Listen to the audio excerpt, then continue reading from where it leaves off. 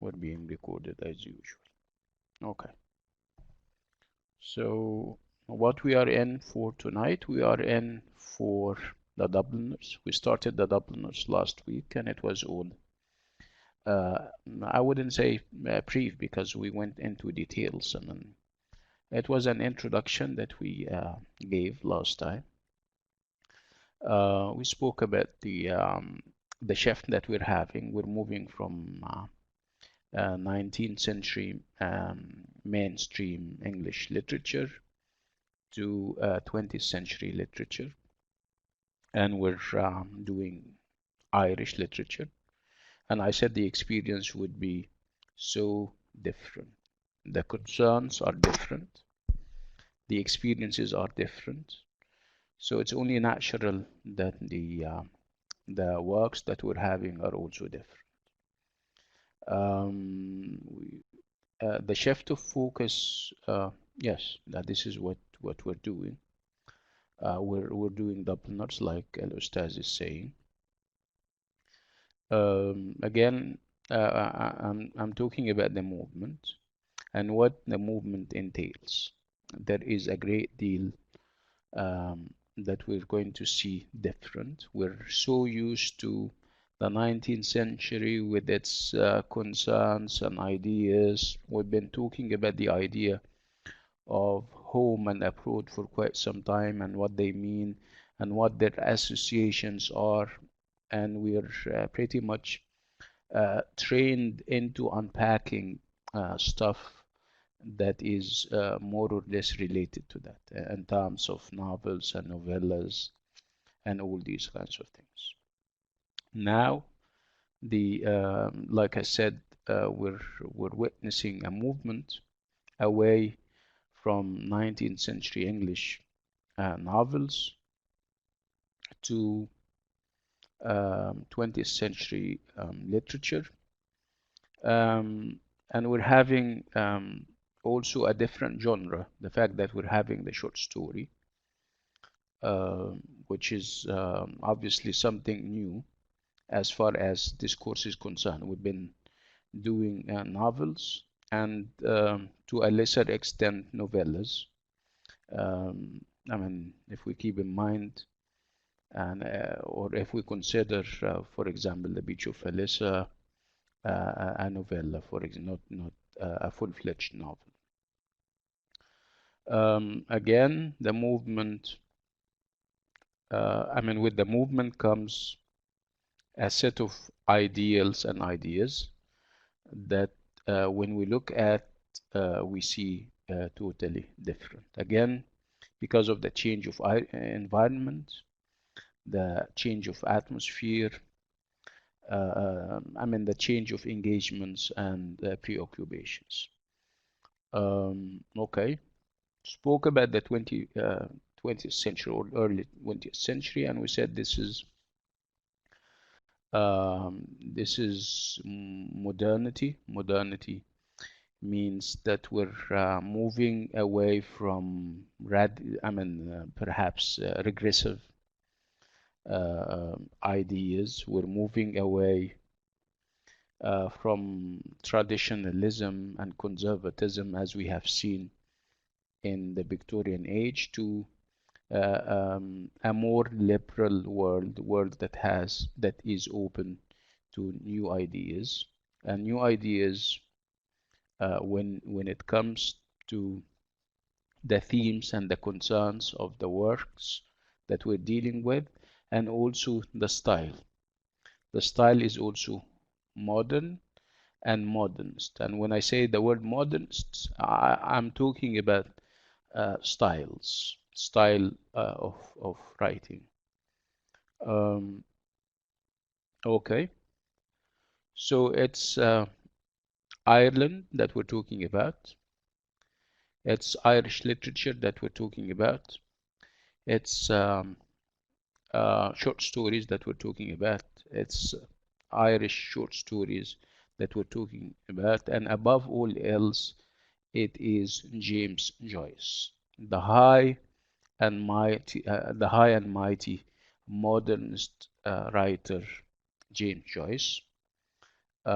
James Joyce is one of those pioneers when it comes to experimental novels. I mean, he tried his hand, and the novels that he wrote, whether we're talking about the portrait of the artist as a young man or Ulysses, um, these novels happen to be at the forefront when it comes to modernity and modernism, when it comes to experimenting with the novel form and the novel genre, and coming out with an original way of writing novels that would anticipate, I mean, schools of novels that are rooted in the into exploring the inner recesses of the characters, the what we call the novels of psychology, um, you know, novels in the 20th. If you're familiar with the 20th century and the 21st century, you're going to see how different the novels are from, let's say, the 19th century and even prior. Um, even the, I mean, even the portrayal of characters, like we say, characters are, perhaps lower middle class individuals who whom we can relate to easily. I mean, people that uh, we have a great deal in common with. I mean, they are human beings or flesh and blood human beings that you can relate to, the people that you can meet in the street. So this is the real contribution of people like James Joyce, who turned novel writing on its head, as they say. People who also brought novel writing and writing in general down to earth. Before them, novels were about, I mean, you wouldn't have people who are, I mean, low class as main characters. You normally have people who are, I mean, middle class or above. The concerns are also different. So now you have local concerns. You never had that. Normally, prior to the 20th century, you normally have universal themes. So the events may be local, but the approach and the perspective is universal. You're talking about love interest in all the novels. You talk about the ideas of respectability and rules of decorum and all these kinds of things. You talk about pure evil and pure goodness. Okay, so you talk about broad lines. You don't talk about individual cases. You don't talk about real people. I mean, real human beings, people that you, again, that can be your neighbors, for example. I mean, people like you whose concerns are just like yours. You don't have that before the 20th century. With the 20th century, with people like James Joyce and Virginia Woolf and all these other people, you have a radical shift of interest that has common people in mind.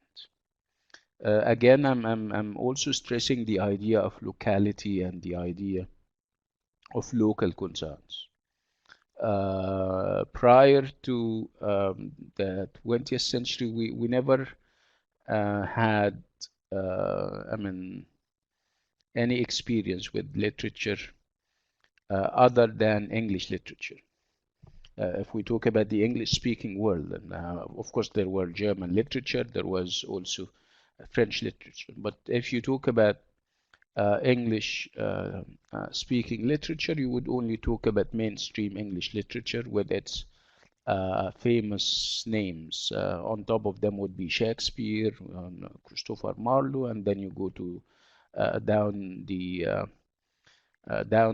line, you will have novelists like Swift, Daniel Defoe. If you look at the names, Walter Scott, they are all mainstream English writers, and they are part of what we call the canon. The canon is the list, or is a list of approved writers and works of art. If you're not if you're not in or on the list, so you don't have a chance to be read as a writer.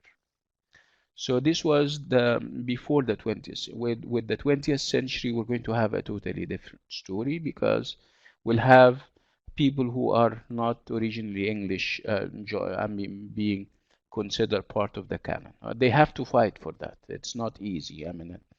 Being within the canon, being recognized and approved, would require a number of uh, you'll have to fulfill and meet a number of requirements. One of them would be why you have to be white, you have to be male, you have to be perhaps you have to be of course Western, and all these kinds of things.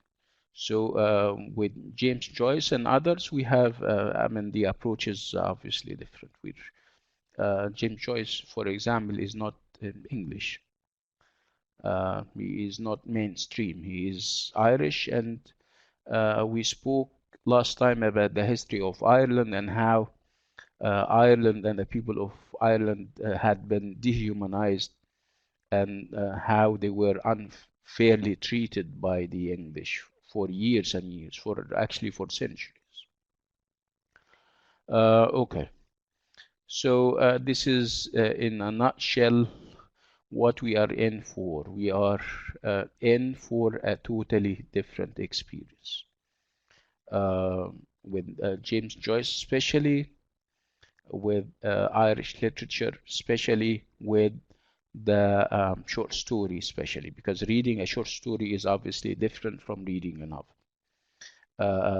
When we spoke about short stories last time, we spoke about this singularity of effect that writers of short stories aim at. You're not at liberty to write whatever you want to write, and take whatever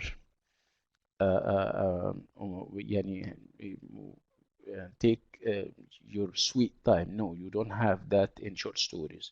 Short stories are about brevity, and you, as a writer of a short story, you have to be aware of that. I said that, last time I said that short stories are not for everyone. You can be an excellent writer as a novelist, but when it comes to short stories with its obvious, constraints, unless you are really good, you wouldn't be able to write short stories. Brevity is one thing, limited number of characters, focus on one or two ideas. These are obviously things that may be very limiting and very restricting to some writers. That's why short stories are not for every writer, like I said. Okay, let's go to Joyce. So when I say Joyce or James Joyce now, I think the name should ring bells, because we spoke long enough about him last time. So how much do you know about Joyce? And by the way, the mic is okay.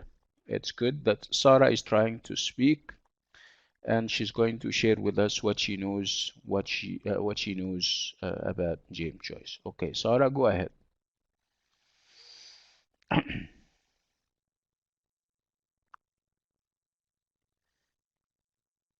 Hello.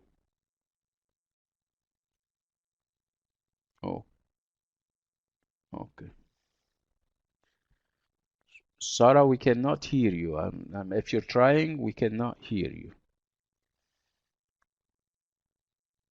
No, no. Unfortunately, no. No, we cannot. You may want to write or type, it's okay. Okay, it's okay, no problem. So until Sarah fixes it, if you would like to share something about Joyce, so Nof is typing something. Um, who else do we have? Do we have Kamar and we have Al Ustaz, and he's very prolific today. I mean, he's writing so many things, which is good.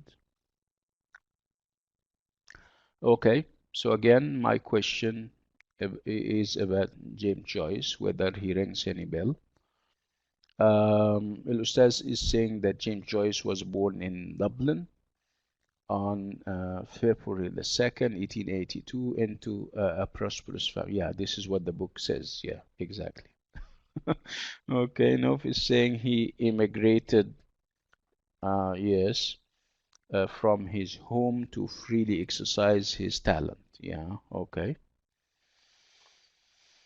Oh, okay, okay, Sarah. Okay, yeah, try your luck.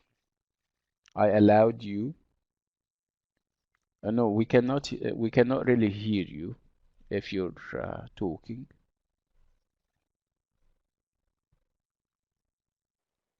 No? Uh, Oh, let me get. Ah, no. yes, go ahead. Go ahead. Okay, great. Thank you. Actually, my son helped Go me ahead. out in this. Okay. Hello, Yeah, everyone. that's. I mean, our sons always help us. You know, for this setup to be up and running, I also need the support of my son. God Exactly. bless your son Thank you, and our doctor. Thank you. sons. Yeah, go ahead. Okay. You're welcome. Actually, I Google, I just searched for James Joyce. I found out like he's the author of the Ulysses. It's a famous and difficult Yeah. novel, yet it inspires a lot of people. It is so remarkable, and I was really excited to discover and dig into this book. But actually, I'm now stuck in the Dubliners.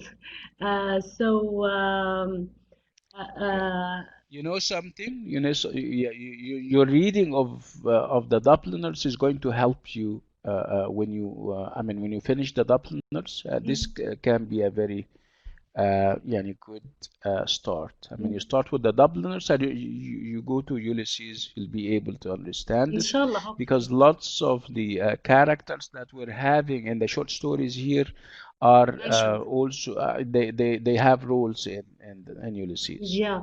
Uh, So it's a good start. Now you start with the short stories, you understand them, you get to perhaps train yourself on the exactly. style Yeah. of James Joyce himself, and then you go to Yeah, it Ulysses. has a Yeah. very Okay. Good. remarkable things about this novel, actually, the Ulysses.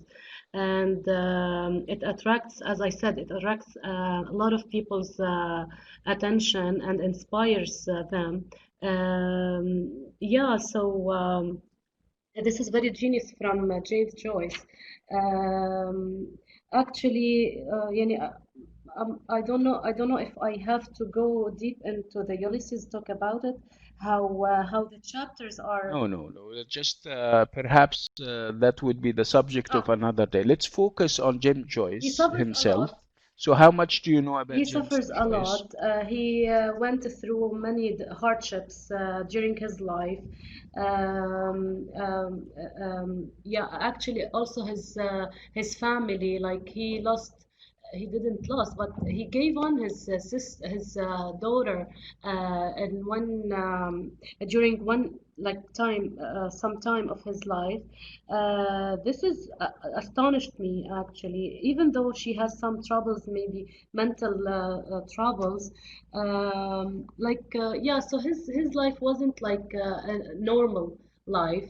And I think this thing maybe pushes him to write more, maybe to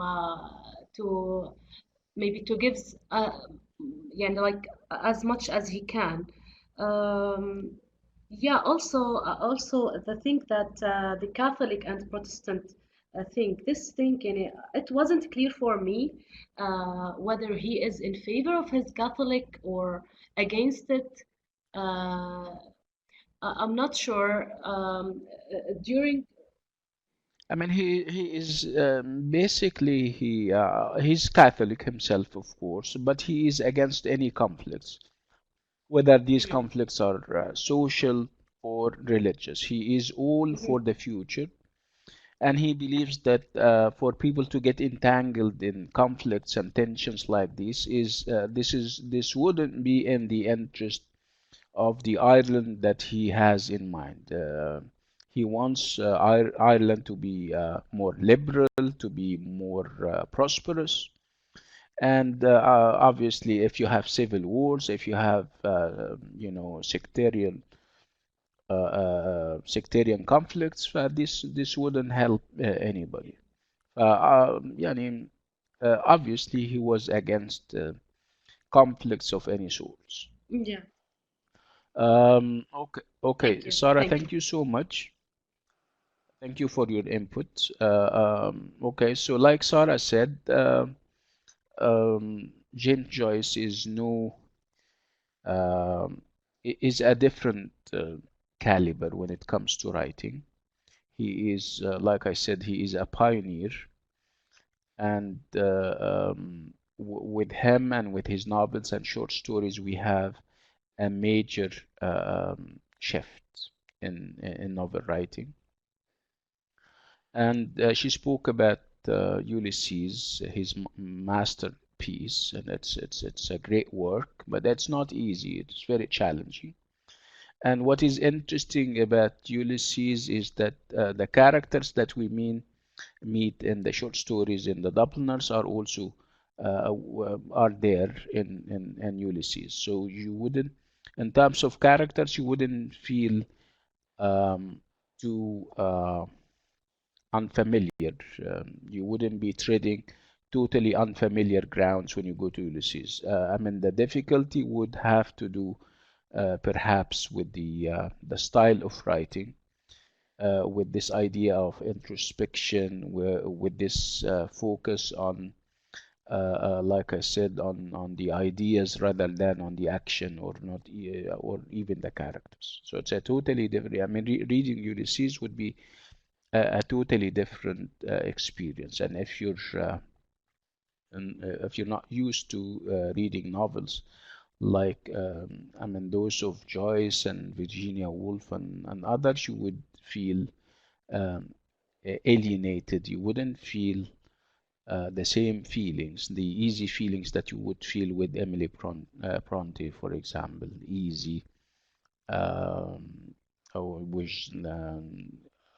Conan Doyle, easy literature. With 20th century literature, we have a totally different experience. Okay, so again, James Joyce is Irish, is Catholic, and he was born and raised in Dublin, and Dublin, of course, happens to be the capital of Ireland.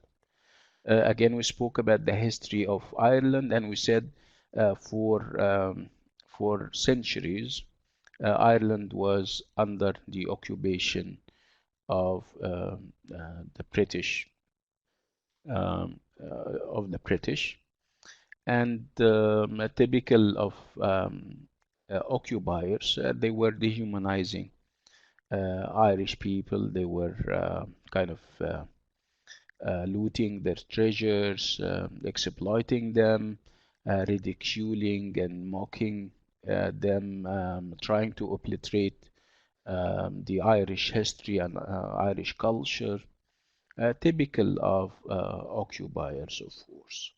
Um, Again, so what do you expect to see in a country that is under occupation? Of course, you see and experience poverty, you see people, for example, leaving the country behind and traveling to other places in the world to in search of perhaps better opportunities, better living conditions. And what is left behind is, of course, very little in terms of economy, in terms of social life. And this is actually what was happening in Dublin. Not only during the time of James Joyce, even prior, way before that.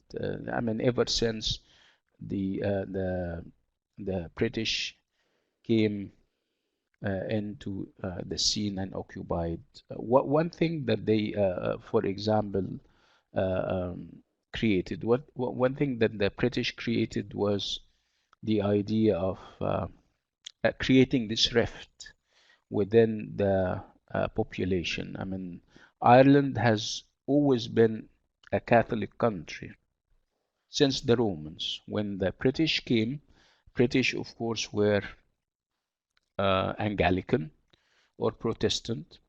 So when they came in, uh, um, uh, some Irish people embraced Protestantism, and they became Protestants or Anglican. And of course, there is going to be friction. So if you're Catholic and part of the population is have or has a different sect, so the likelihood that there is going to be sectarian um, conflicts or religious conflicts would be very high, and this is actually what happened. One of the issues with Ireland was this rift or this uh, um, um, gap that the British created when they first came in, and we part of the a small part, as a matter of part of the population became Protestant or Anglican.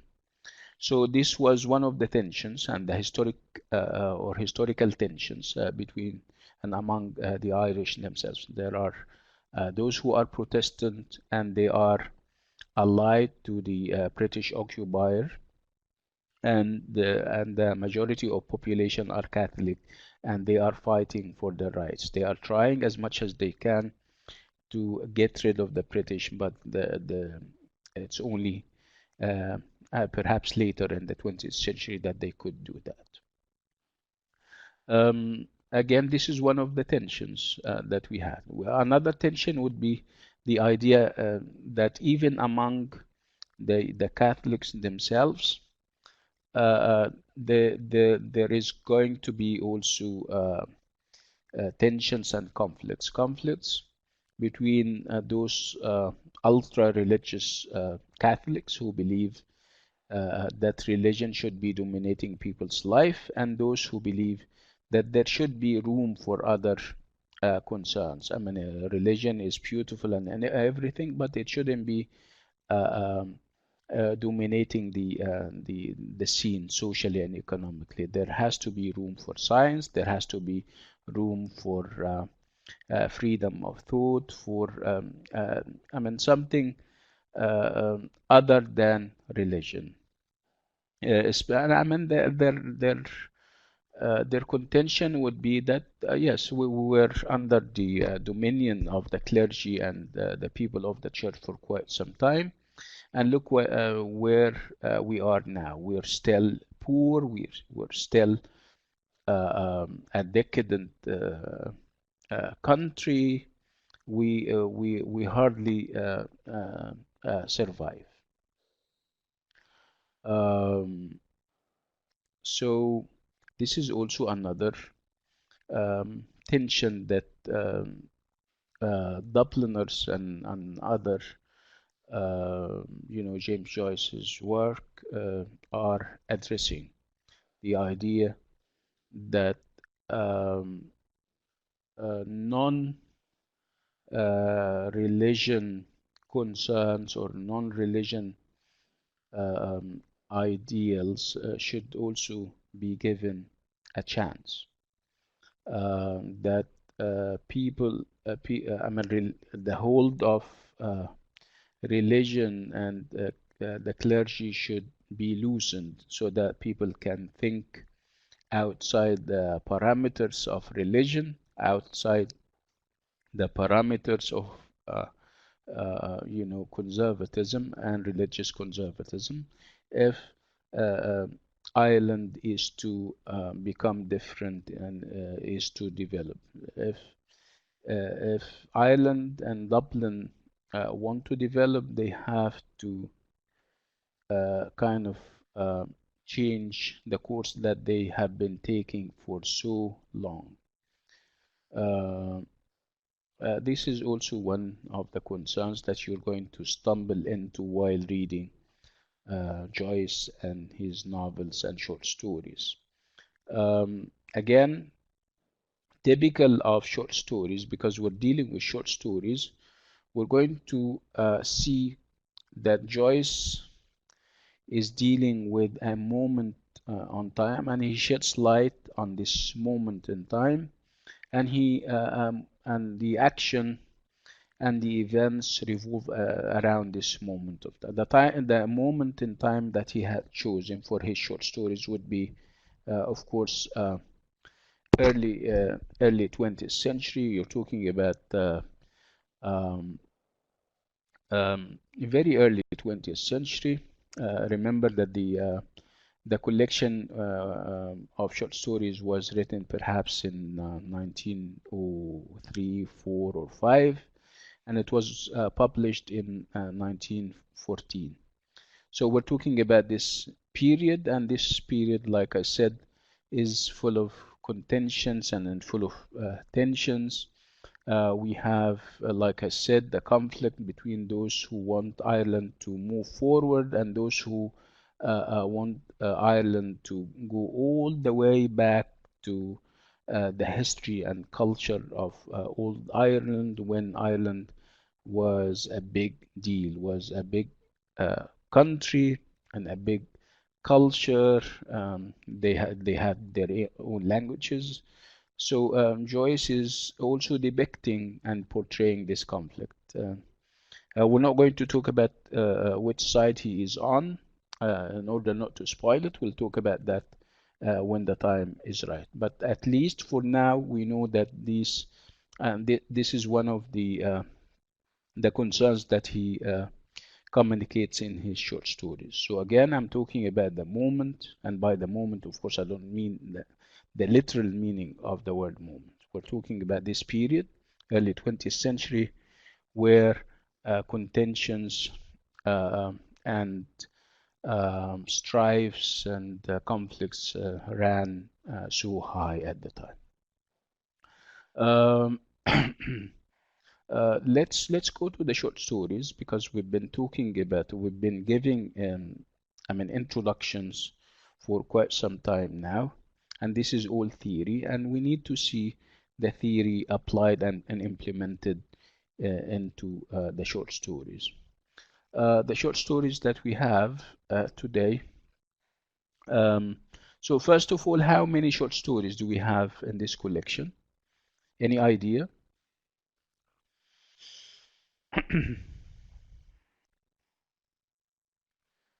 We have, yeah, like Fahd is saying, and Ustaz is also saying, we have 15 short stories. Okay. Okay. So can we afford to do the 15? Did we say that we're going to do the 15? Can we? No, right? It's no. We're going to be highly selective when it comes to them. We're going to only handle those that have direct bearing on what we're saying. I mean, that can prove the ideas that we are talking about. The idea we're going to talk about the idea of yeah, at one point we're going to talk about paralysis. We're going to talk about failure. We're going to talk about isolation and alienation. How women are treated, what part, do women play in the Irish society, and whether this part is positive or negative, whether women are given what they should be given in terms of rights or not. These are ideas that we're going to check and see implemented in the short stories that we have chosen. Okay, so what we have today, we'll have the two sisters. We'll have an encounter.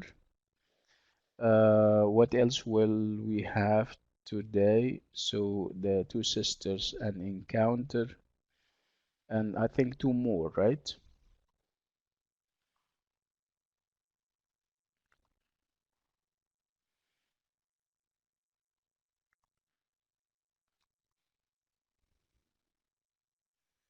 Yeah, we're going to have also Eveline, and sometimes they call it Eveline. I don't know why, but it's okay.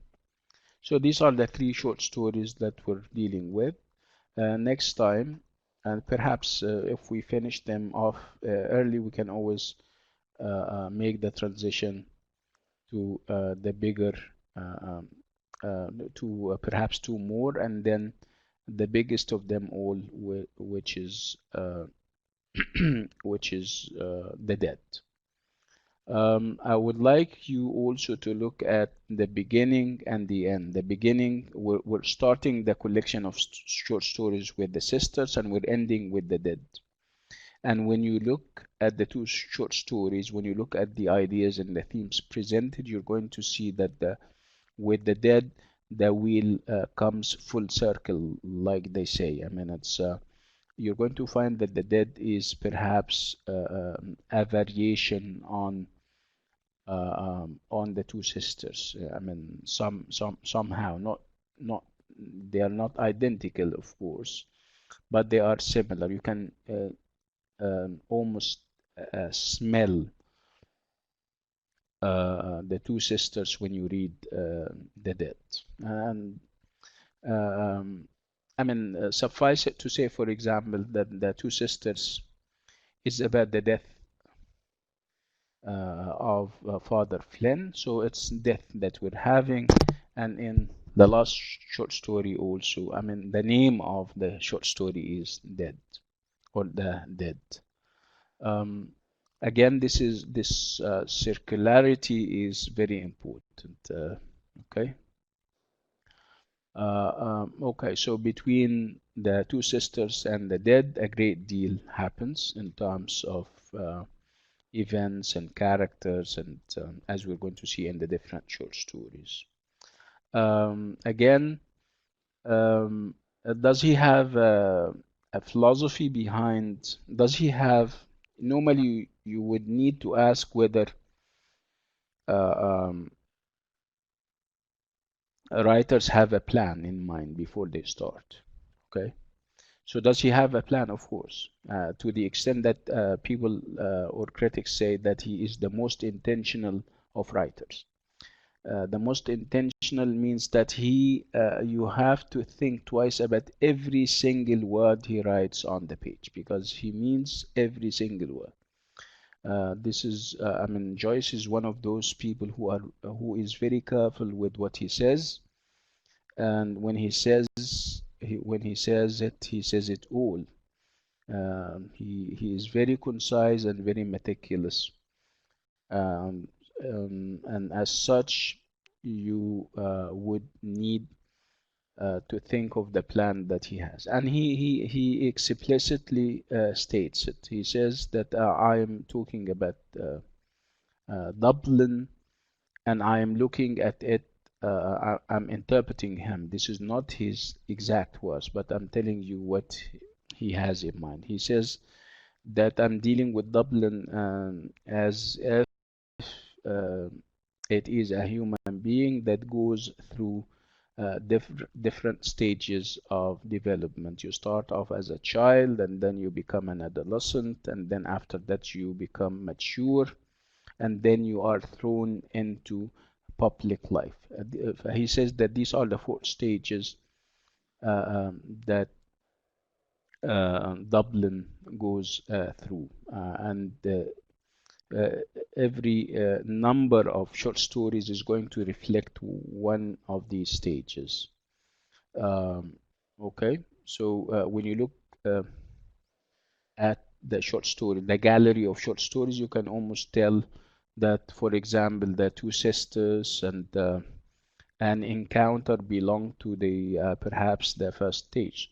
You're moving between childhood and adolescence, while a story like perhaps Eveline or Eveline would go under the maturity stage, and the dead and others may be moving towards the public life stage.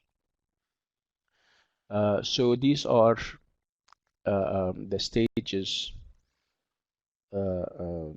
So why he's saying that? I mean, he's going to kind of check, or he's going to allow us to check whether Ireland and Dublin really developed or not.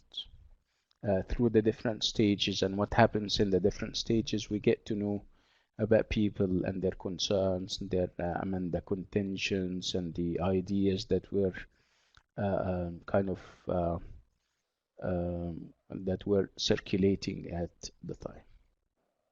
So again, this is his the philosophy behind, or the line that binds the short stories together, the different stages: childhood, adolescence, maturity, and public life.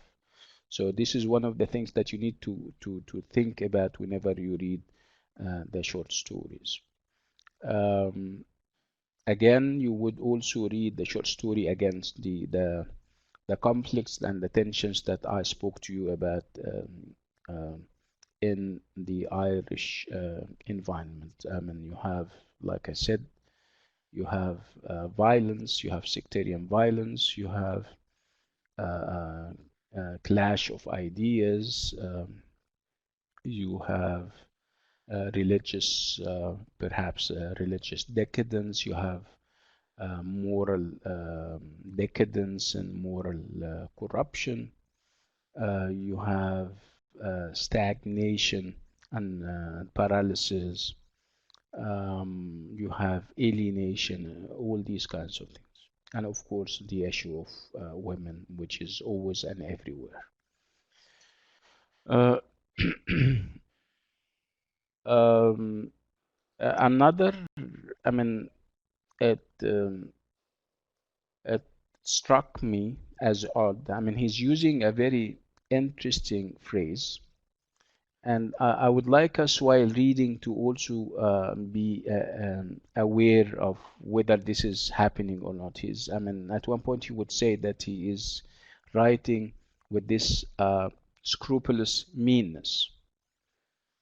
So scrupulous is some when you do something and you're being careful about stuff, you're being conscious of what you're doing, you're being morally upright about something. So, and the other word, this is what we call an oxymoron. Oxymoron is when you have two contradictory expressions. When you say scrupulous and meanness. Meanness from mean. Mean is dirty, is bad, is everything. So he's saying that I might be talking about sordid details, but I'm approaching them with the religious uprightness that they deserve, which means that I'm going to be very close to details. I might be giving you details that you may not find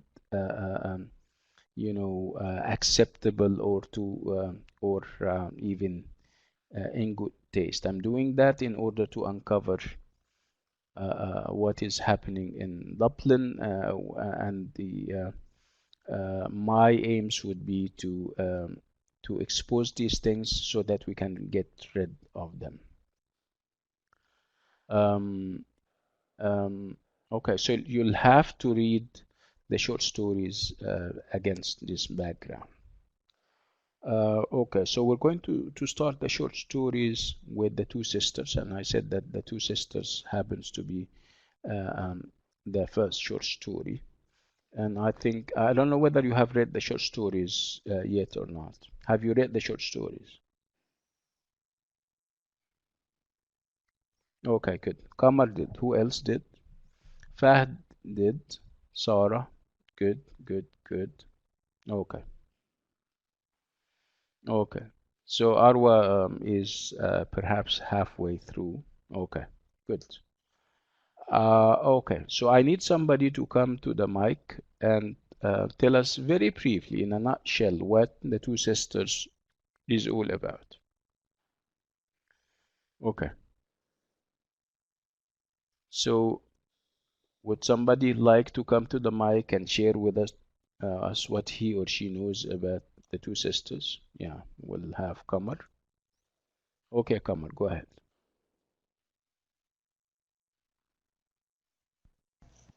Yeah, okay. So the two Kamar, we're sisters starts with listening. the narrator speaking and talking about how the fact he sees a window, and the window is like he's asking if someone is dying or not. Because suppose when someone die, he's observing the candles. When someone dies, they put two candles near the coffin. So he's telling us, no, he's watching the window and observing. And then his aunt calls him down for lunch or for dinner, and they have this guest, and this guest is notifying them that the priest died. And suppose the priest is the narrator friend. We don't know anything about the narrator, nor his name, nothing. And but we only know that the guest who's coming to notify them about the priest's death is telling him that the priest wasn't a good person. Yani the narrator shouldn't have spent time with him. He should have spent time with people his age. And the aunt is like, so why do you say that? Why are you saying he's not a good person? But the guest does not reply to her, and he just ignore him. And that night the narrator dreams about the priest. He dreams that the priest was trying to confess something to him in his dream. And then the next day the narrator goes down to the street where suppose he usually meet the priest, and he sees the paper that notify him that the priest is really dead. And in that moment he kind of feels sad, but he also feels some sort of freedom. And also in that night, he and his aunt goes to the church to attend the funeral of the priest.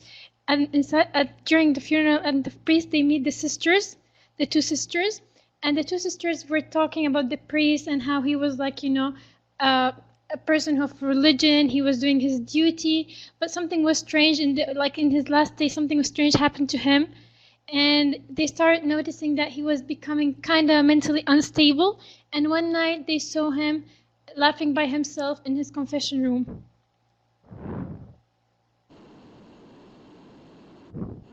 Yeah, that's interesting. Welcome. Okay, Kamar, thank you so much. Okay, so remember, this is a short story, and all the rules of short story would apply, right? In terms of characters, you don't have so many characters in the short story, right?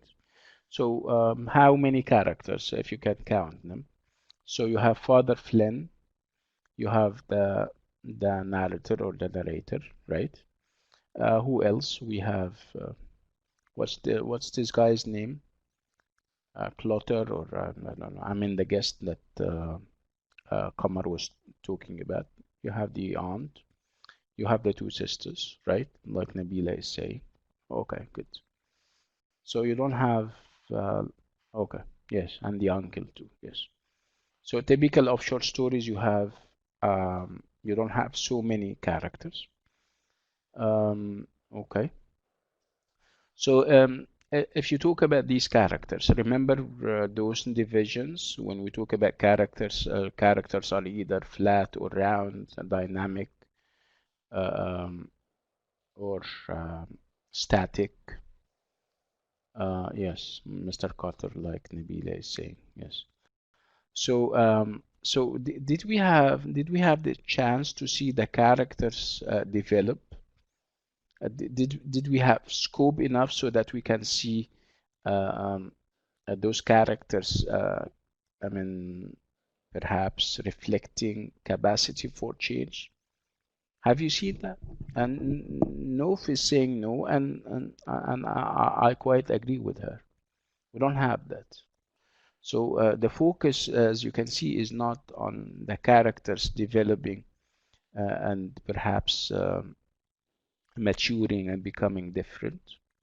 We're talking about a child narrator, right? And being a child, giving the narration to the child is also very risky, because with child narrators, you need to keep your guard up, like they say, because you wouldn't rely heavily on him or her giving you honest assessments of stuff because of the age. I mean, you're talking about a child, okay? So you need to think twice about what the narrator is obviously saying. You need to read between the lines, like Kamar is saying. Okay, so we don't have development. Talk about the narrator, who happens to be the main character and the manipulator of the threads, the different threads, being a narrator, being also first person narrator. Remember when we spoke about first person narrator, we said that with first person narrators, you have a problem, because you have access to the different characters through the eyes of the narrator. And if the narrator happens to be a child, you have a problem, because again, he doesn't have he reproduces what happens, but he perhaps adds to them fantasies, because he's a child, obviously. So he or she is an unreliable narrator. Again, he doesn't change. It's I mean, the relationship that he has with Father Flynn is obviously very complicated. I mean, no two people agree on how to interpret or describe this kind of relationship. Again, in terms of setting, where are we? We are in Dublin, okay, and the situation, all of it is, like I said, is very complicated. So the narrator would, from time to time, talk about I mean, the audiences that he had with Father Flynn, and perhaps he was, among other things, his mentor. He used to spend time with him, which also is very strange, given the fact that he is a child and Father Flynn is very old. And that's why one of the characters would refer to that as being weird and strange. Um, again, if anything, it would show how old people in Ireland at the time had such a hold on the young generation. So if we look at it from innocent, or by innocent eyes, and we don't talk about weird, I mean, interpretations that are as weird as the relationship itself, we would give the two people the benefit of the doubt and say that it's only a reflection of the hold that the old generation has on the new one. I mean, he even you know Father Flynn, even when he dies, he is there. I mean, he comes to the child in his dreams. So no matter how hard the child tries to get rid of perhaps his memories, with Father Flynn, he is there in his dreams. And I don't know whether they are dreams or nightmares. Okay, again, you would take the child. I mean, you take whatever the child says with a grain of salt, because he's a child. Again, you have this conflict between the old generation and the young generation, and how the old generation is having such a hold, such a control on the young generation, as given in the relationship between Father Flynn and the child. Even in his death, he is there for the child or the young generation. Again, one of the ideas that you may also encounter in this short story would be the idea uh, um, or the figure of a member of the clergy, a member of the church who happens to be Father Flynn.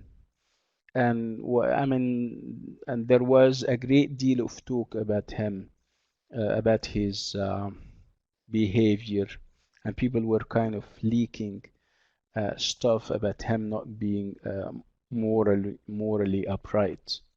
And again, when you come to think about it, and this is going to be one of it's an attack that James Joyce is mounting on or against the church. I mean, he is liberal in his ideas, and he believes that the church and its people should kind of take the back seat. They have been the front runners for quite some time, and obviously they didn't get Ireland the independence that it wanted. It didn't give them the economic prosperity that they wanted. It didn't give Ireland.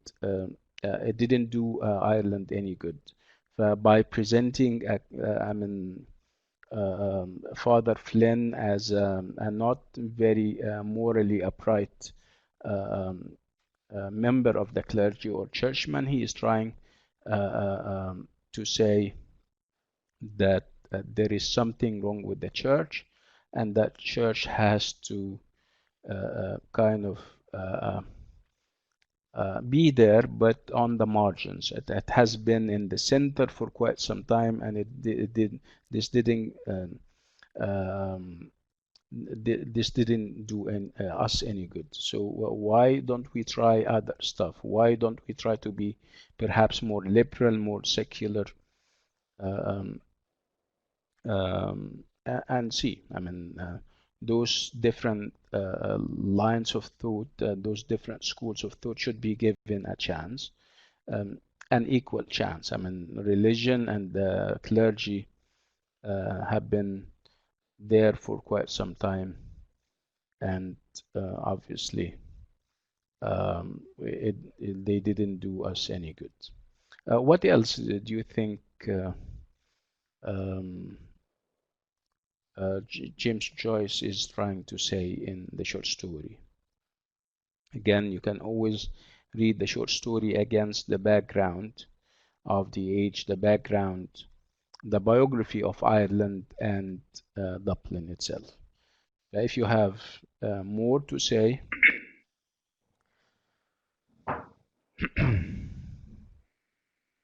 Okay, go ahead. Yeah.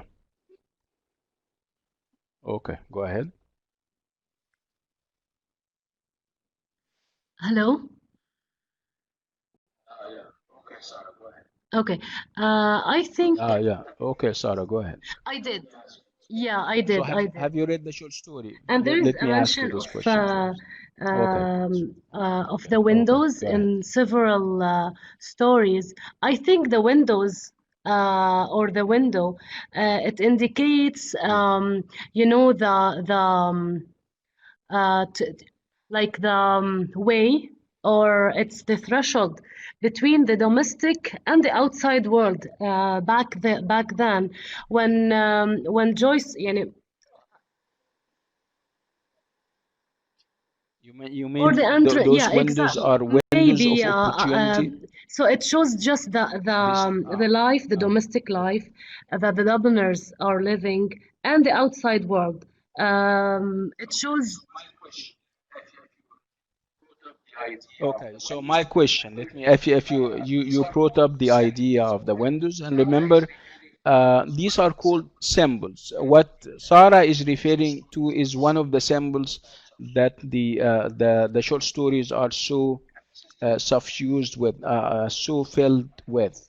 And this is typical, by the way, of short story writers and also of James Joyce. The idea of using symbols and using symbolism, and instead of saying so many things, you can have a color that sums it up. For example, if I have Maybe a an symbol of excessive use blood of or red, for example, you know what red violence.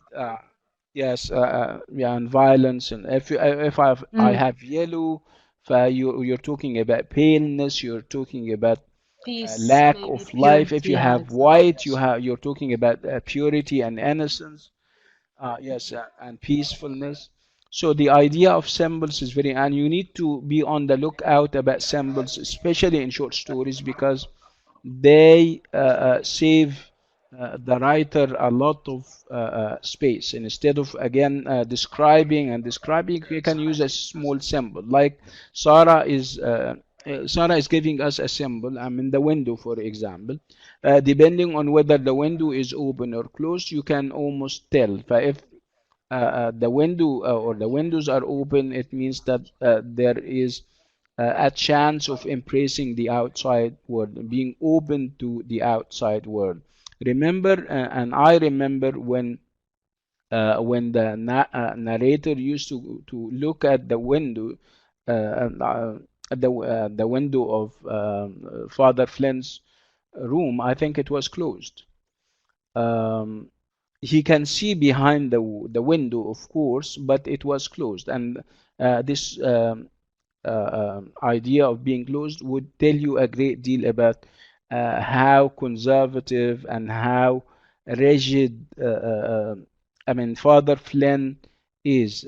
Father Flynn and whatever Father Flynn represents. Of course, Father Flynn would represent the church, would be represent traditional religion with its lack of openness, with its lack of liberalism, right? Okay, go ahead, Sarah. Go ahead. You're doing a good job. Oh, thank you. Yeah, this is what So I we was lost thinking Sarah, about. So, obviously. and Okay. back then, this was very important to them. The Dubliners being under the rule of England, or yeah, under the rule of like foreigners. So this was a great deal.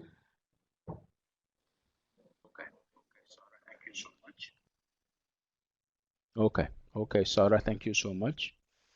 Nabila is saying that maybe windows evoke the anticipation of events or encounters that are about to happen. That's a good reading too. Okay. Any other insights into the short story before Dr. we? Sameh, yeah, Yeah, Dr. Kamar Sameh, the wants to fact say that a something. religious figure is suffering Okay, from Kamar. paralysis shows Yes. that the country is also suffering from paralysis due to religion. And the fact that the child felt some sort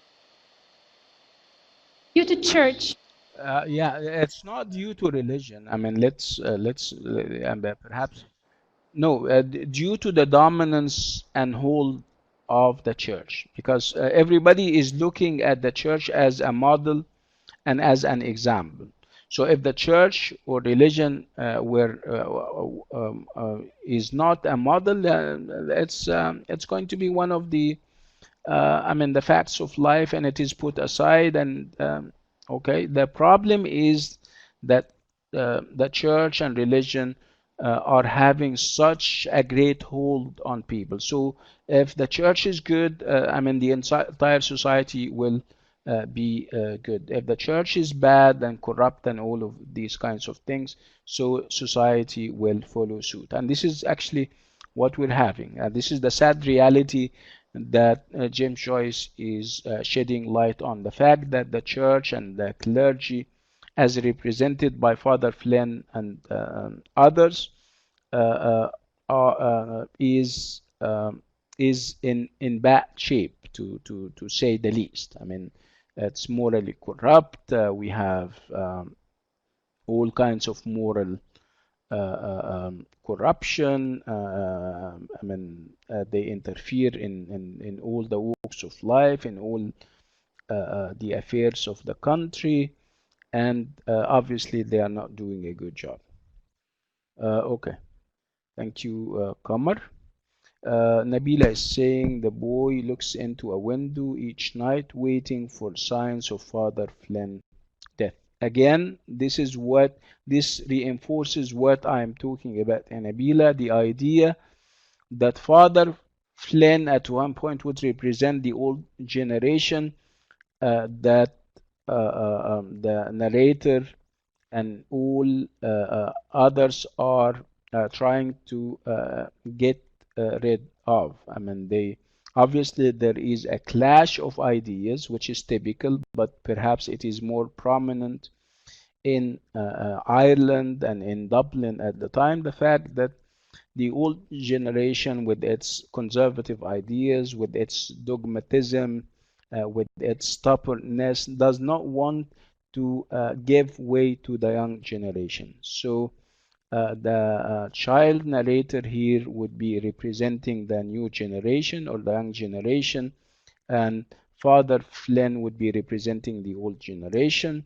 So the child is always excited about the prospects that Flynn or Father Flynn will eventually die. So when he dies, obviously this comes as good news for the child. Are you getting the idea? Okay. So it's first person narrative that we have, with all the limitations of first person narrative, because like we keep saying, first person narrative means that you have the first person narrator um, not giving you access to the other. You only see the other characters through his or her eyes. And what even complicates the matter and makes it even worse would be the fact that the narrator is a child. When you have a child as a narrator, you have a positive side to it and a negative one. The positive side would be that I mean events and are narrated or given from the perspective of fresh eyes and innocent eyes. The negative or the downside to it would be the idea that you cannot really rely on the perspectives of a child because of the lack of experience that he may be showing and exhibiting. Allahu Akbar, Allahu Akbar. Is that clear? So I need to finish things off with the two sisters so that after the prayers, when we come, we do an encounter. So what else do you have to say about the two sisters?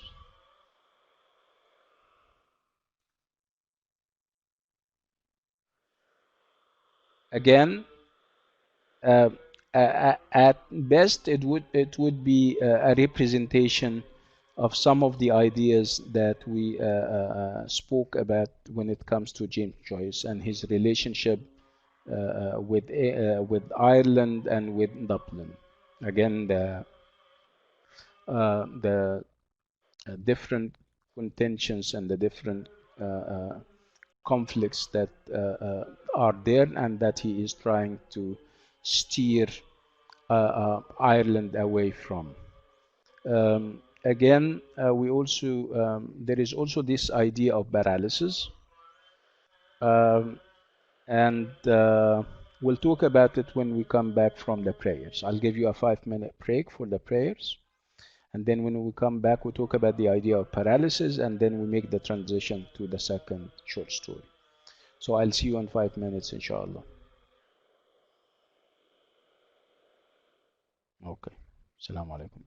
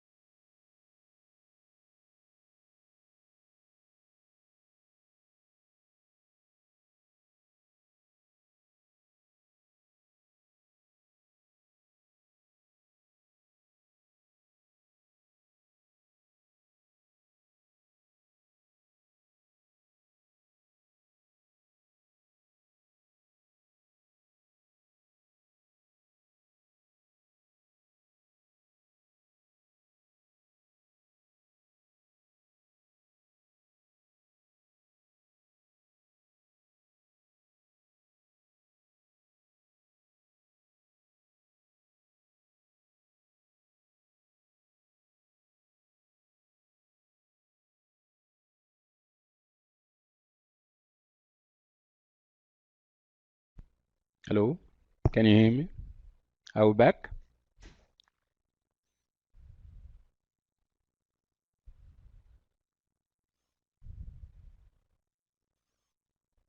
Okay, good.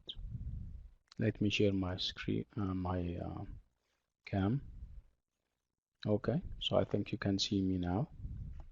Okay, so what is it that we were talking about? So it was all about the two sisters, right? The first short story, and we spoke about lots of issues that James Joyce was addressing himself to. One of them would be the stronghold that religion has on people's mind and the fact that religion and the clergy would dictate every move they make. And this was obviously not to the liking of liberal people like James Joyce. And he said, or he implied that religion and the clergy were given enough opportunities to make a change, which they never did. And he said, he didn't say it directly, of course. He said that through his work, that perhaps other discourses should be given the chance, and people would see. Um, uh, Again, we talk about this contention between the old generation and the young generation, the fact that there is, like always, a gap, and the old generation does not normally uh, seem to relent, if you like. They normally want to keep to their positions. They don't want to give way to the young generation, and they are normally so set in their old ways. Again, this conflict or clash might be uh, um, um, seen in the relationship between Father Flynn, and Father Flynn to me would be representing the old generation, while the child narrator would be representing the new generation. And as you have seen and as you have read in the short story, um, the narrator was obviously happy with the fact that the relationship, like I said, is very strange. There are also a great deal of confusion as whether the child was totally happy or totally or perhaps sad or disappointed. But we're going to to interpret it in the way that we see helping with the agenda of James Joyce. The agenda of James Joyce would have to do with the fact that the old generation is having also such a hold on on the scene. They don't want to leave or to give voice to the young generation. They wouldn't accept or welcome their initiatives or all these kinds of things. And if you have people who are uh, so set in their old ways, you don't have movement forward. What is it that you have? You have always regression and going back, because people stick to their old ways and old ways of doing things, which didn't, like I said, which didn't benefit Ireland and Dublin, and that would be giving way to the idea of paralysis that you're talking about. So paralysis happens when people are so set in their old ways, when people are so resistant to the idea of change. And this happens with the old generation that Father Flynn is representing. And this is something that the young generation are not welcoming as represented in the character of the child narrator. Again, what more? People are يعني, keen on this idea of paralysis. What do you have to say about paralysis in the short story? How do you read it? Who represents paralysis other than Father Flynn? And if it's Father Flynn, give me examples of things that would indicate and show paralysis.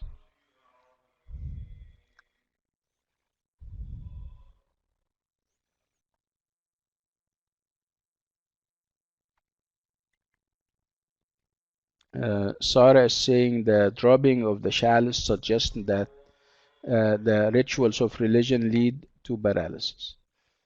Okay, Nabila is saying what led to paralysis is that in the stories a character has a desire and wants to face obstacles, then relents and suddenly stops all actions.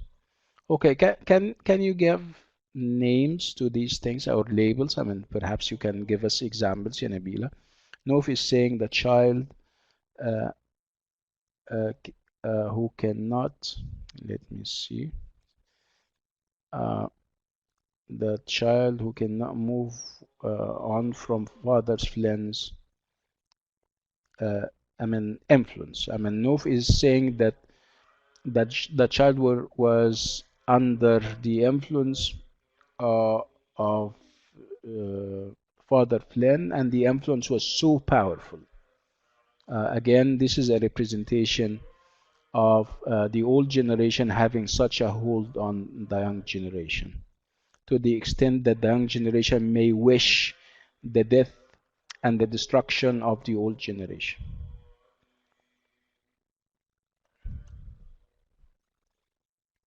Okay, so this is so paralysis also is demonstrated in the short story in the character of Father Flynn in terms of the duties that he goes about fulfilling as part of his job.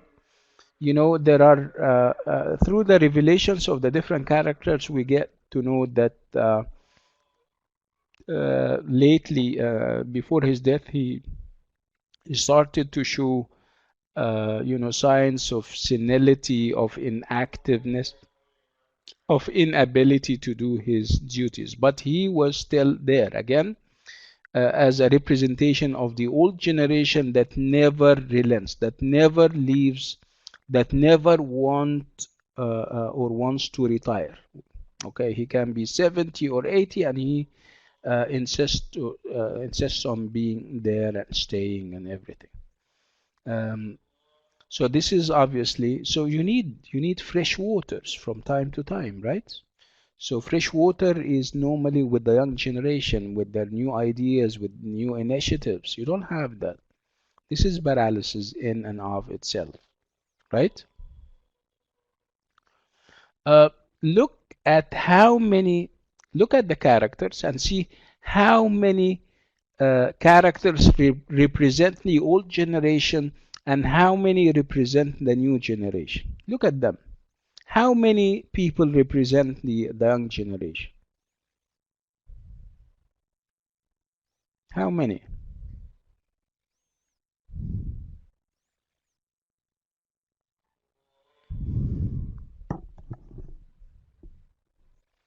Again, it's only the boy, right? While members of the old generation are so many in the short story, right? His aunt, the two sisters, Father Flynn, the guest, right? His uncle. See? So, yeah, what about him? He's a typical member of the old generation. We haven't seen anything that indicate otherwise. Yeah, Qamar. Okay. طيب. Now we're going to kind of shift gears and move to the second short story. I don't want us to run out of time.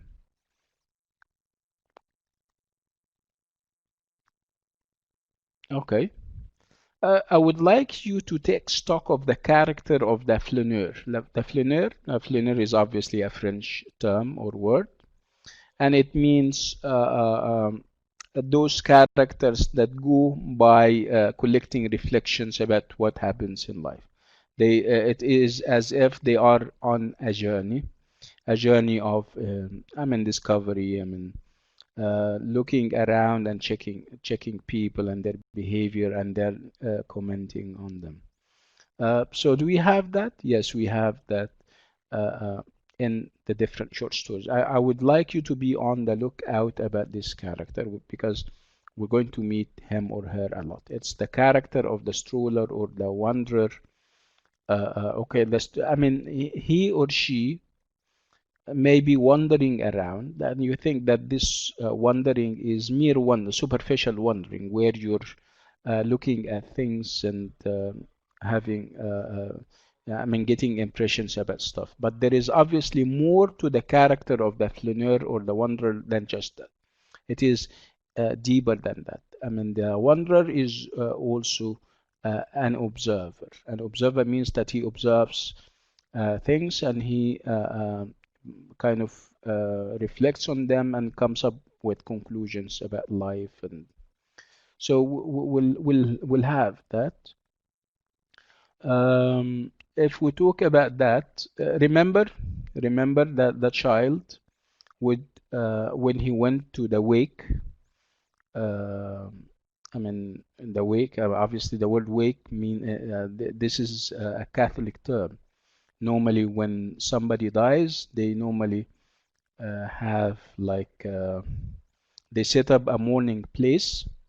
Mourning means grieving and crying and all these kinds of things. They set up a mourning place, perhaps at night or a day after the death, where they receive people who are offering their condolences to them.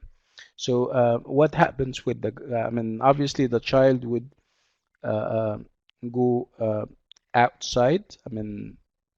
His aunt perhaps was offering her condolences, and he would go out and kind of move around and get impressions about what is happening. So perhaps it's not very philosophical in the two sisters, but we're going to see this motif repeated in other short stories, perhaps more prominent and more forceful. Okay, so let's now move to the second short story, and it's an encounter. Okay, and typical of short stories, even the titles are very significant, and they would save the short story writer a lot of space. Okay, so an encounter. How much do you know about an encounter? If somebody can perhaps retell us the story in very brief terms.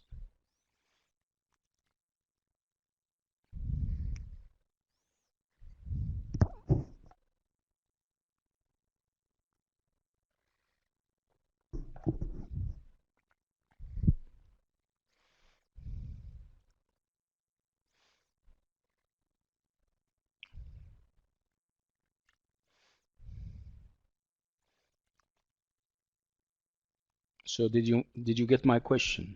My question is about some kind of summary of the plot. Okay. Okay, go ahead, Sarah. Yes, doctor. Boys, three boys, they just decided to skip school and go for adventure. Of course, they want to break the routine and looking for some adventure outside their you can say the comfort zone maybe, or outside the house and school. So over there, they faced some old man who's weird, who's somehow scary for them. They have conversation with him, and yeah, after that, like I think they just they were aware of him, and so like after that, maybe I think he left some impression on them to be aware and escape, or yeah, this is it, I think. Okay, okay, Sarah, thank you so much. Again, like Sarah said, it's basically about a number of, I mean, boys. I mean, perhaps two. I think they were two. I'm not sure, two or three. Um, okay, so at one point they would decide to forego or escape, not escape, to skip school and go out and I mean move around and perhaps go to the beach and have fun and all of these things. Um, Again, they would do that. They would go out and they would have fun, but there are entanglements. And typical of kids and boys when they go out on their own and they are left to their own devices, uh, uh, it doesn't always go well. They would have to meet other people, and they would have to perhaps pick up fights with I mean other kids. And I mean it's a lot of entanglements that they get into. And to cap it all, towards the end, they would meet an old man, and they typical of children and typical of I mean small boys. Um, they would be open to what he says. I mean, being a member of the old generation, they would show respect and everything, and he would start to talk to them about his philosophy of life, if any. I mean, he would engage in conversations with them, but he was weird, and his behavior was not the best of all possible behaviors. Obviously, he does something uh, bad and immoral, and they would that would um, I mean scare the hell out of them. They would get scared, and they would go away from him, whether they were escaping from him or not. But this is basically the storyline, as you can see, very simple. Okay, but the ideas are abundant when it comes to okay. Let's look at the narrative voice. Who is giving the narrative? Do we have first person narrative as we did with the two sisters, or is it a third person narrative? Did you notice that? Is it first or third person narrative? I'm asking you.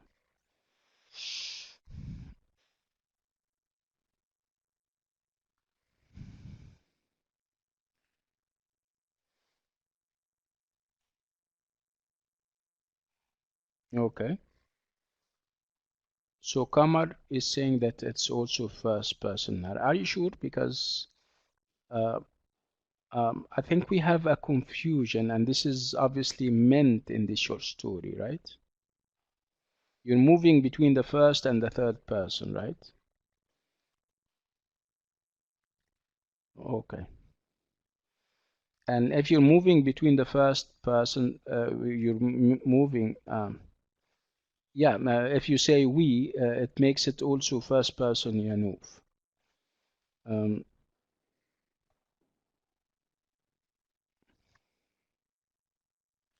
okay, so Mash'al is saying both, and perhaps that would add to the confusion that we have in the short story. Uh, um, I mean, the whole short story is rooted in confusion. Confusion about the actions of the old man.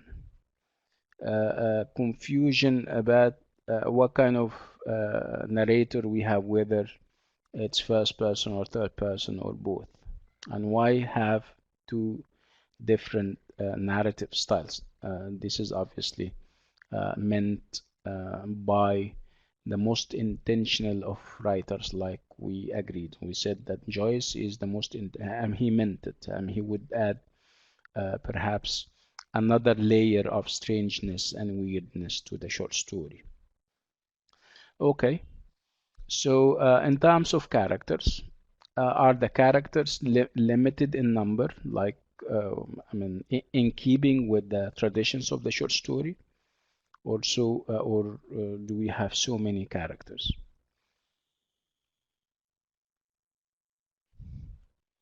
They are limited in number, okay, and a limited number of characters. You have the two or the three boys, right?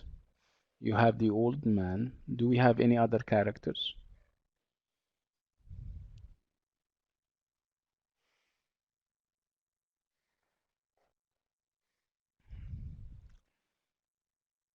Yes, that's correct. Yes. Okay.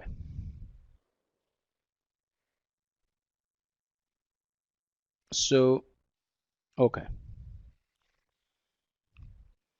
So, what kind of teaching, what kind of training did these boys receive at school?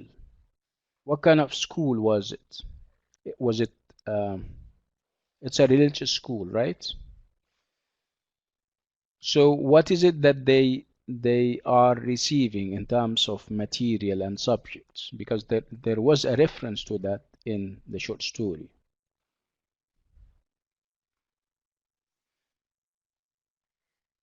Yeah, they learn Latin.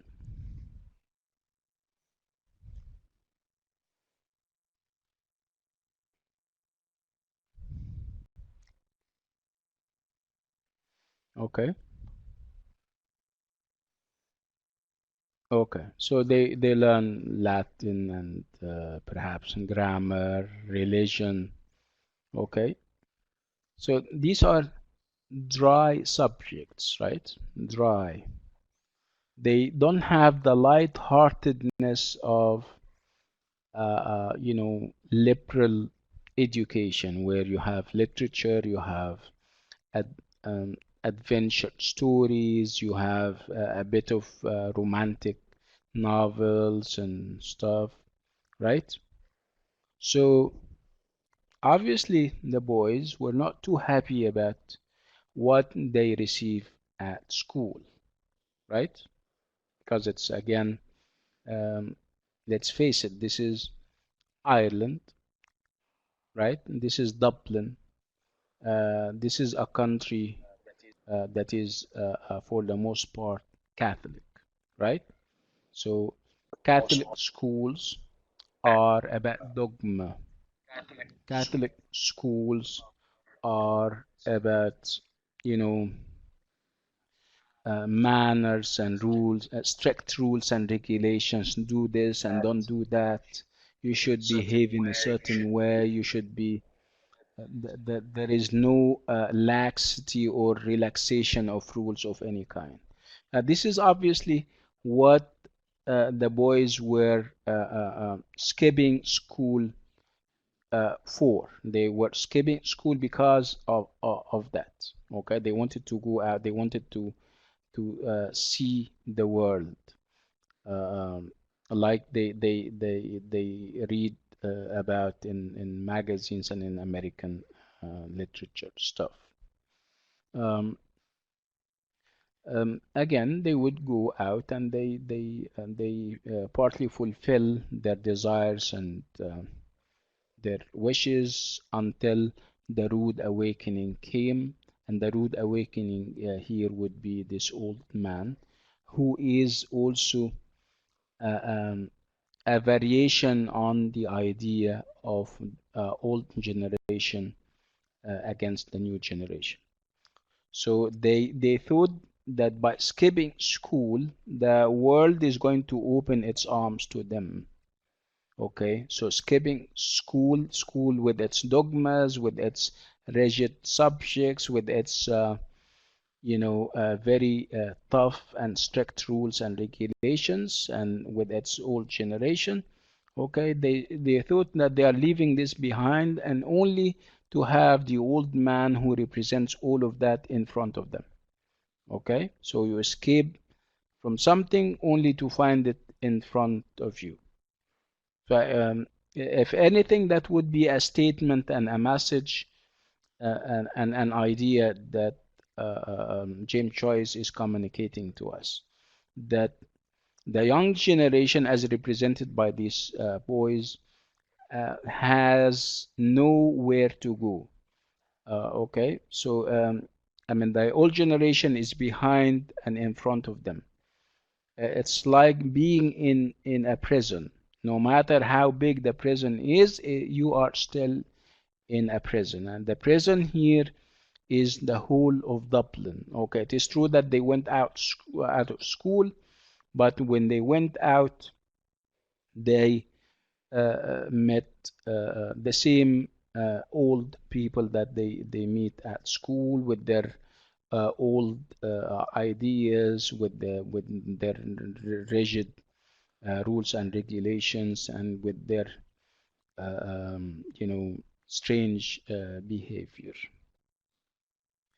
So if you ask me, that would seem to be the theme or the idea that James Joyce is trying to get across to us. It is true that you are now out of this rigid school, but where are you going? You're not leaving. I mean, the school is in Ireland. The school is still in Dublin, with all the associations of Dublin: rigidity, conservatism, complete hold of religion on all on all the activities of life. So there is no escape, obviously, and this is actually what James Joyce is hitting hard in this short story. Okay, so what else can you see in this short story?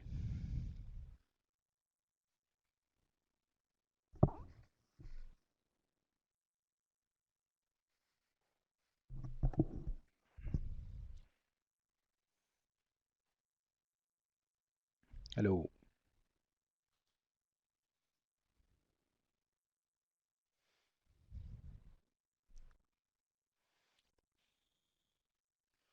Okay, so the encounter of the title uh, is or has a number of levels. The physical level would be the encounter between the boys and the old man, and the ugly reality or realities of the old man, right? But this is the surface level. Encounter means a meeting, right? You have a deeper level, an abstract and a philosophical level, that has to do with the encounter of ideas. On the one hand, on one side, you have the ideas of the young generation as represented by the young people or the boys, uh, with their uh, with their dreams of freedom, freedom perhaps of expression, freedom to do what they want, exploring the world and getting to know about the world, not through books, but through real experience. That would be one side of the conflict or the encounter. The other side would be the old generation, as represented by the school, with its dry subjects, with its strict rules and regulations, uh, uh, and all these kinds. And of course, another representation of the old generation would be the old man, with I mean, what he brings to the short story, to put it this way. Okay, so this is how significant the title is. Again, there is a great deal of confusion, and confusion typical of environments where nothing is obviously stable. The confusion with the narrative, like I said, first person, and then it gives way to a third person, and okay, it's very fluid when it comes to narrative and narrating. The confusion with um, the different uh, um, schooling systems. Again, the gap between what schools gives and what people really want, right? And there is like Al-Ustaz is saying, there is an element of sectarianism. Remember when one of the boys got mistaken for a Protestant and he was about to be given a good beating, right? Remember? So this is also a reference to the conflict or the clash that we have in this society between Catholics and Protestants. Are you getting this idea?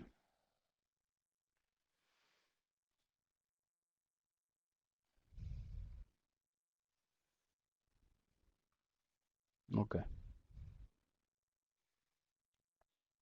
Okay, let's go to the third short story, which is Eveline or Eveline, as some people pronounce it. Okay. Um, Let me read what Nabila is saying. Nabila, this story marks religion's appearance as incompetent and dangerous, and a dangerous component of Dublin life. For example, when the strange man wears the same clothing as Father Flynn. Again, like I said, he would be representing the old generation, and with the old generation, I mean, religion is normally normally has such a hold on them. And what is um, perhaps you would add to that to it the idea of hypocrisy. This old man is a hypocrite. He may be talking about religion, he may be practicing religion, but in actual fact, he does stuff that is against religion. He doesn't practice what he preaches, to sum it up. Okay? Okay. So let's now move to Eveline or Eveline. Nof wants to say something. Okay, Nof, go ahead.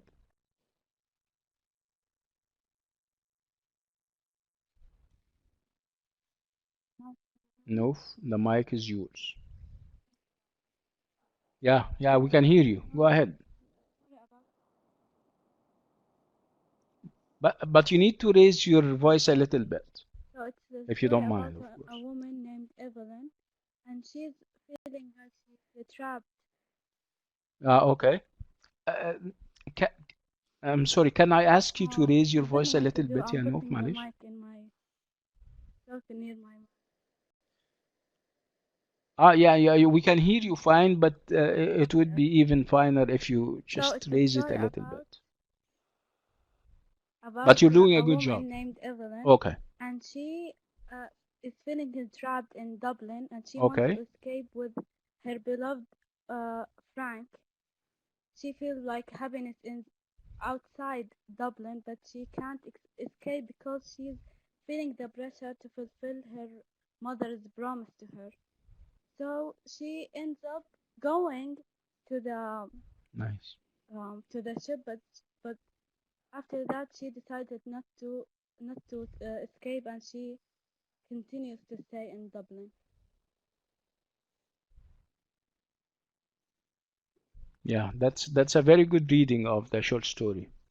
Okay, Noof, would you like to perhaps Yes, talk of about course. the significance of the short story?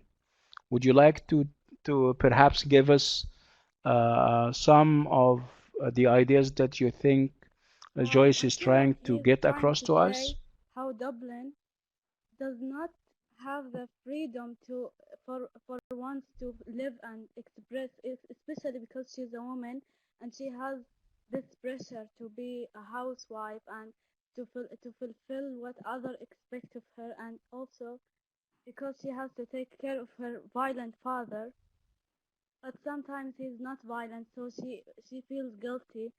And I think, yeah, it's يعني a story about how we want freedom, but sometimes there is guilt and pressure, especially upon women. That's why they can't escape this pressure. Yeah, that's again a very good reading of the short story. Thank you so much, Noof.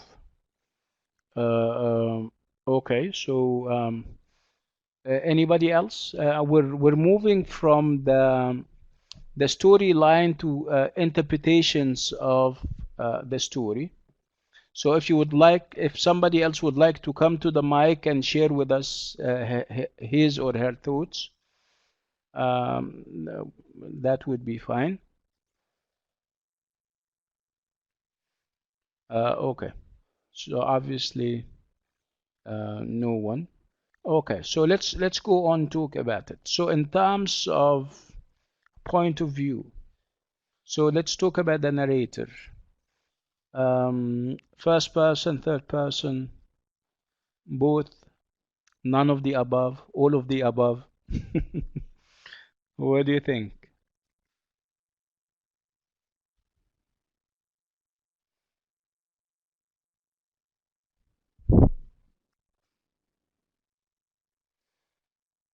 By the way, I'm taking your words for it. I haven't read the short stories for in a bit, okay? But don't mislead me, okay? Don't say that's first person and we end up, this is being recorded, mind you. Okay, so Nabila is saying that it is a third person, and I would need a confirmation, and I got the confirmation from Noor, so it's a third person narrative. What is interesting about third person narrators or narrative? You feel more comfortable with which style of narration, first person or third person?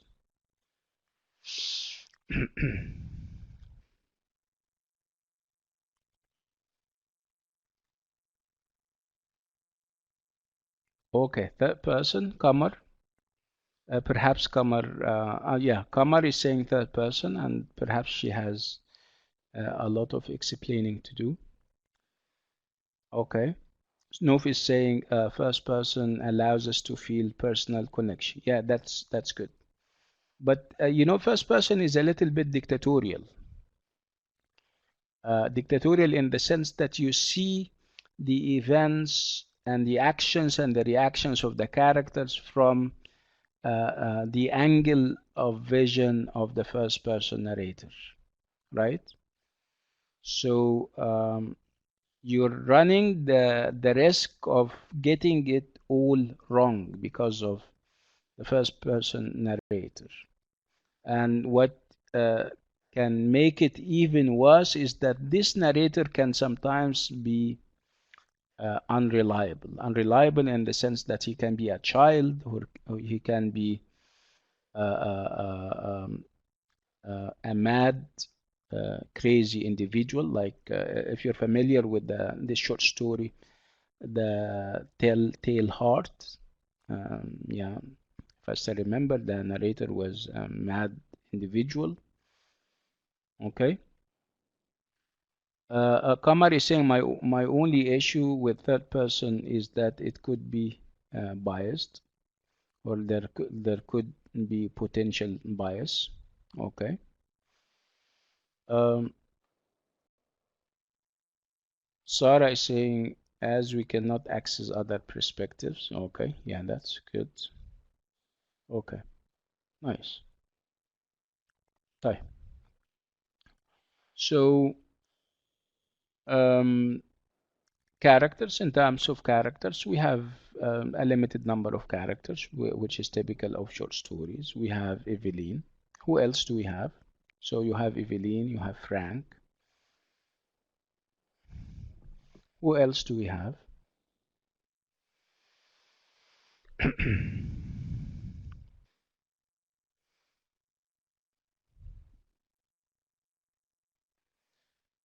Okay.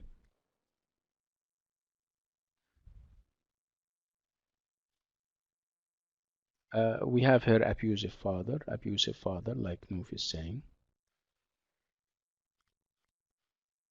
We also have Frank, her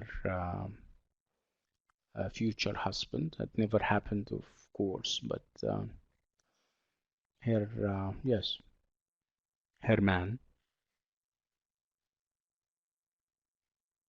Okay. Um, okay, so like Noof said, the storyline is about this female, this young lady, who wants to perhaps get married and go away with her husband. They are not going to even stay in the same town or in the same country. They are going to travel all the way to Argentina. Okay, so what is obviously what is preventing her from doing just that? Obviously, there is nothing wrong with getting married. There is nothing wrong with going with your spouse to another country after you get married. She's she is obviously not doing anything wrong. So why is she not doing that? Why did she at one point decide to stop all of that and go back home?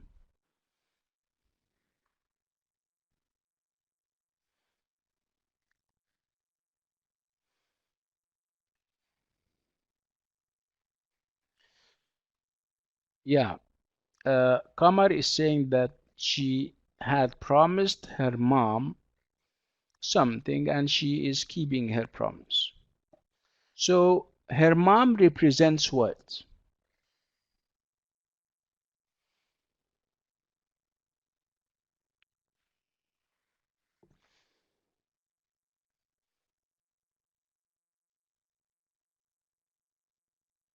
You could be thinking of her mom as a representation of the old generation with its old conventions and ideas. What did her mother said on her deathbed? She said, "Listen, you shouldn't be marrying until and unless your brothers get married themselves."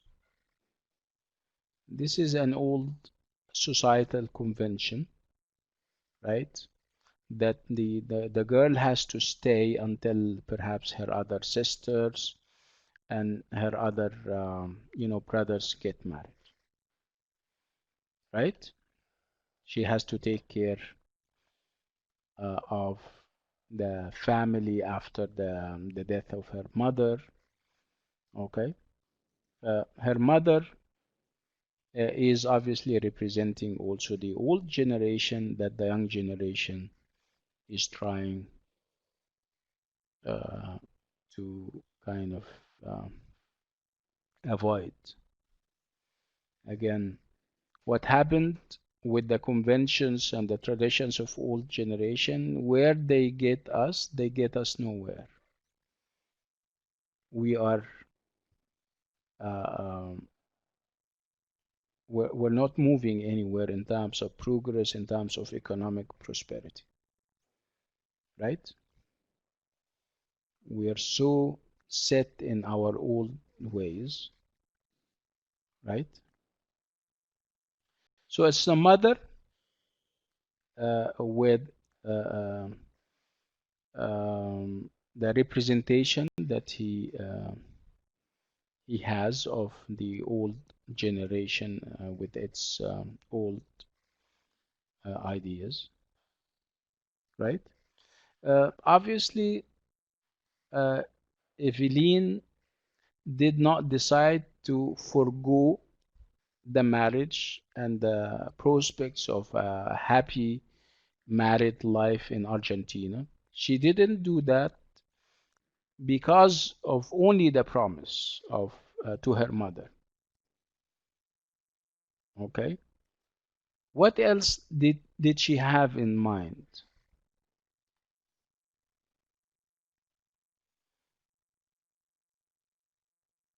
Well, I mean, if, how? Yeah, fear of her dad. I mean, she's going to leave him behind, and she's going to travel to another country. So, obviously, it's not about fearing her dad. No, it's about also religion.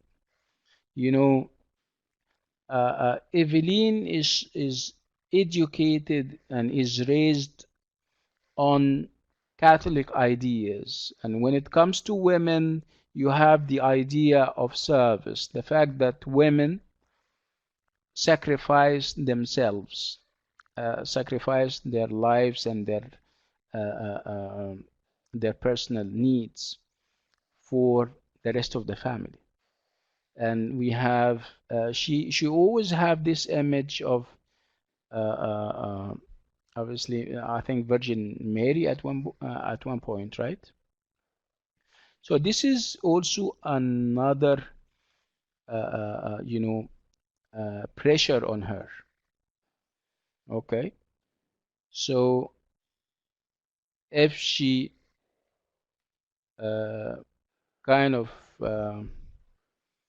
if she does not fulfill the promise to her mother, that this is a sin, right? And if she goes away uh, um, and does not do as taught in the religion, that would be a double sin.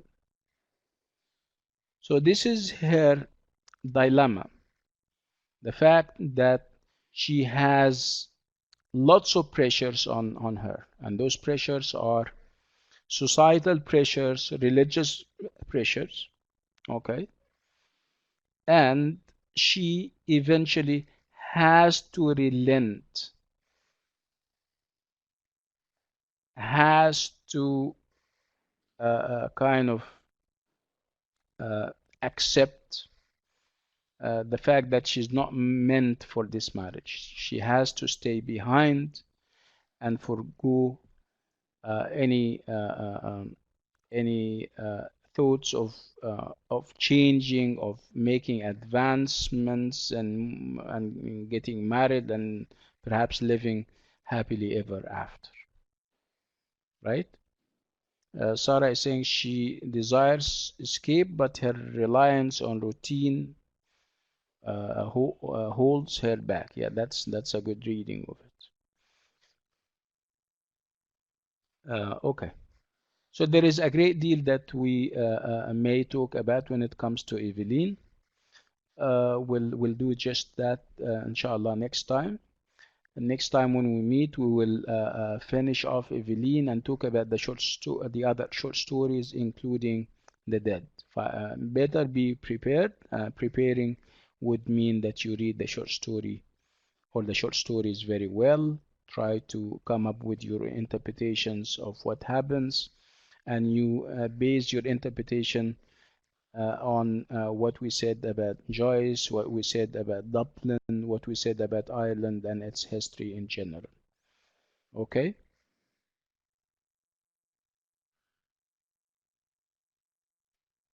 We'll talk also about the idea of paralysis. If people are set or are so set in their old ways, but this is definitely paralysis. We'll talk more about that next time. Until then, I wish you all the best. Assalamu alaikum, everybody. Bye bye.